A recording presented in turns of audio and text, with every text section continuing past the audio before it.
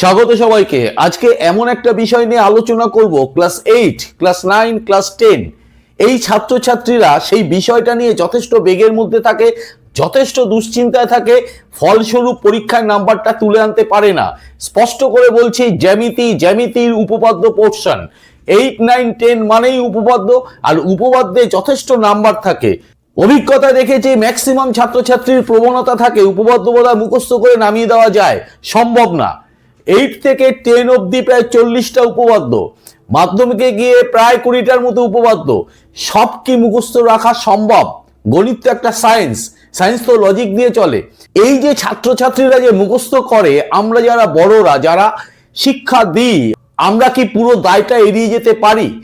আমরা যদি ঠিক মতো তাদের কাছে ডেলিভার করতে পারি, দেখো বাবা উপপাদ্য এই ফরম্যাটে লেখা হয়, এইভাবে লজিক্যালি বুঝে নিতে হবে, তাহলে কিন্তু তাদের মোটেই মুখস্থ করতে হবে না। দায়িত্ব নিয়ে বলছি, আমার এই চ্যানেল থেকে যতগুলো উপপাদ্যের ভিডিও আপলোড করা হয়েছে সবকটাই আজকের যে বিষয়বস্তু আমি আলোচনা করতে চলেছি, অর্থাৎ উপপাদ্যের শুরুতেই আজকের এই বিষয়গুলো উল্লেখ করে আমি প্রত্যেকটা উপপাদ্য আলোচনা করি। আই কার্ড এবং এন্ড স্ক্রিন মিলে সবকটা ক্লাসের 8, 9, 10 সবকটা ক্লাসের উপপাদ্য কিন্তু আমি দিয়ে দিচ্ছি। প্রত্যেকটা দেখবে এই ফরম্যাটেই আলোচনা করা হচ্ছে।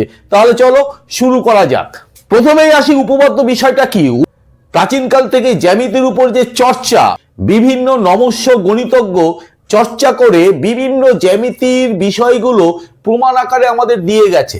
সেইগুলোই পরপর নাম্বারিং করে পরপর ধাপ সিলেবাস অনুসারে আমাদের বইতে দেওয়া আছে। এখন প্রশ্ন আসছে, উপপাদ্যের কটা ধাপ? উপপাদ্য আলোচনা করতে গেলে, বুঝতে গেলে, জানতে গেলে আমরা কটা ধাপ পরপর অনুসরণ করব? সেই ধাপগুলো কিন্তু বইয়ের মধ্যে লুকিয়ে আছে, অবশ্যই লুকিয়ে আছে, আমরা কিন্তু চিহ্নিত করতে পারি না। আজকে যদি শিখে নাও, সেগুলো তোমরাই চিহ্নিত করতে পারবে, তোমরাই বানিয়ে লিখতে পারবে। চলো তাহলে শুরু করি। উপপাদ্যের চারটে ধাপ কি কি ভালো করে দেখে নাও।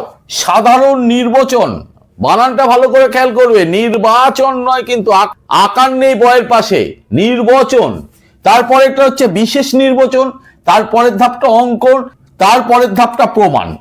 পরিষ্কার? এবার প্রশ্ন আসছে, এই ধাপগুলো বইয়ের মধ্যে আমরা কি করে আলাদা করে বুঝে নেব, কোন জায়গাটায় কোনটা আছে? সহজ করে বোঝো। যে কোনো উপপাদ্য শুরু হওয়ার আগে বই খুলে দেখবে ওপরে কতগুলো লাইন দেওয়া থাকে। যে লাইনগুলো পড়ে আমরা বুঝতে পারবো উপপাদ্য কোন বিষয়ের উপরে আলোচিত হতে চলেছে। অনেকটা পেপারের হেডিং এর মতো। পেপারের হেডিং যেমন বোল্ড করে দেওয়া থাকে, হেডিং পড়লেই বোঝা যায় যে পেপারের যে খবরটা আমি পড়তে চলেছি সেটা কোন বিষয়বস্তুর উপরে। ঠিক উপপাদ্য, কোন উপপাদ্য আমরা প্রমাণ করতে চলেছি সেইটা ওই কয়েকটা লাইনের মাধ্যমে, যেটা বইয়ের উপরে দেওয়া থাকে সেইটার মাধ্যমে আমরা কিন্তু বুঝে নিতে পারি। সাধারণ নির্বাচন কি শুধু বইতেই থাকে? না, সাধারণ নির্বাচন যখন তোমার পরীক্ষা হলে উপপাদ্য যখন প্রশ্ন আকারে তোমাকে লিখতে বলবে, অর্থাৎ প্রশ্ন করবে, সেখানে সাধারণ নির্বাচনটা শিফট হয়ে যায়। যদি একটা উদাহরণ দেওয়া যায় তাহলে বিষয়টা তোমাদের কাছে পরিষ্কার হবে। ডিটেলসে যাব না, সংক্ষেপে বলে দিচ্ছি। কোনো সরলরেখার উপর অন্য কোনো সরলরেখা দণ্ডায়মান হলে সন্নিহিত কোণ দুটির যোগফল দুই সমকোণের সমান। এটা একদম উপপাদ্যের শুরুতে মাথায় বোল্ড করে বা অন্য কোনো কালার দিয়ে লেখা থাকবে। আর কি থাকবে? আর থাকবে প্রশ্নপত্রের মধ্যে। প্রশ্নপত্রের মধ্যে কিভাবে থাকবে? জাস্ট এর আগে একটা শব্দ জুড়ে দেবে, প্রমাণ করো যে, বা এইটাকে ইনভার্টেড কমার মধ্যে দিয়ে একটা ড্যাশ দিয়ে লিখবে প্রমাণ করো।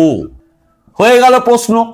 তার মানে বিষয়টা যদি ছোট করে নেওয়া হয়, সাধারণ নির্বাচন, এই যে যেটা আমরা আলোচনা করছি, সাধারণ নির্বাচন আমাদের উপপাদ্য লেখার ক্ষেত্রে কোনো কাজে লাগে না, শুধু জানার জন্য কাজে লাগে।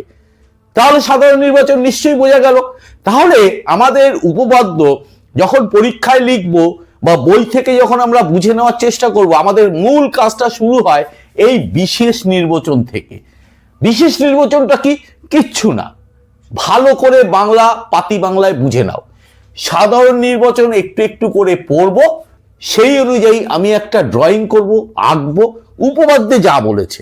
অঙ্কন কিন্তু পরে আছে, সেটার সাথে এখন গোলালে চলবে না। সেই অনুযায়ী আমরা একটা আঁকবো, একে তার সাথে একটা লাইন জুড়ে দেবো, প্রমাণ করতে হবে যে, যা প্রমাণ করতে বলেছে, সন্নিহিত কোণ দুটির যোগফল দুই সমকোণের সমান, এটাই আমাকে প্রমাণ করতে বলেছে।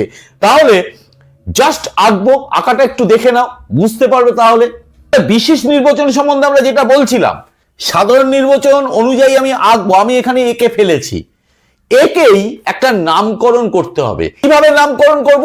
পড়বো আর নামকরণ করব। কোন সরলরেখার উপর, ধরে নাও এটা এ বি সরলরেখা, অন্য কোন সরলরেখা, অন্য কোন মানে ধরে নাও এটা এ বি, সি দণ্ডায়মান হলে, তার মানে এক জায়গায় টাচ করেছে, এই টাচ যেখানে করেছে, যেখানে স্পর্শ করেছে, যেখানে দণ্ডায়মান আছে, সেই জায়গাটাকে আমি ডি বলে দিলাম। ডি হলে সন্নিহিত কোণ, এই একটা কোণ সন্নিহিত, এই একটা কোণ সন্নিহিত, এই সন্নিহিত কোণ দুটোর যোগফল কত হবে? দুই সমকোণের সমান। এবি সরলরেখার উপর ডি বিন্দুতে সিডি সরলরেখা দণ্ডায়মান। ক্লিয়ার? প্রমাণ করতে হবে যে, কি প্রমাণ করতে হবে? সন্নিহিত কোণ দুটির যোগফল দুই সমকোণের সমান। তাহলে অ্যাঙ্গেল এ ডি সি, এই অ্যাঙ্গেলটা লিখে দিলাম, পরে লিখছি, যোগ অ্যাঙ্গেল বিডিসি কত? দুই সমকোণ। হয়ে গেল। এত অবধি যে আমি করলাম, এইটা বিশেষ নির্বাচন কমপ্লিট হয়ে গেল। এইবার উপপাদ্য প্রমাণের স্বার্থে আমাকে আলাদা করে এক্সট্রা কিছু এঁকে নিতে হতে পারে। সেই আঁকাটাই, যা আঁকবো তাই লিখবো, এঁকে নিচ্ছি। তাহলে এইবার কিন্তু অঙ্কন তুমি হেডিং করবে।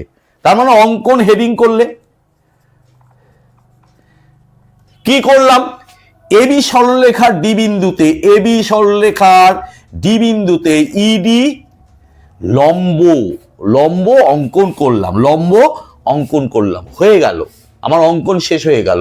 এইবার উপপাদ্য সবসময় মনে রাখবে, ধাপে ধাপে যুক্তির সাহায্যে পরপর লাইনের পর লাইন লিখে সেই বক্তব্যটাকে আরো কিছু বক্তব্য কাজে লাগিয়ে, তবেই শেষ পর্যন্ত আমাদের এই যে বলেছে না, এই জায়গাটা, একটা উদাহরণ তো নিয়েছি, এই জায়গাটায় আমাদের পৌঁছাতে হয়।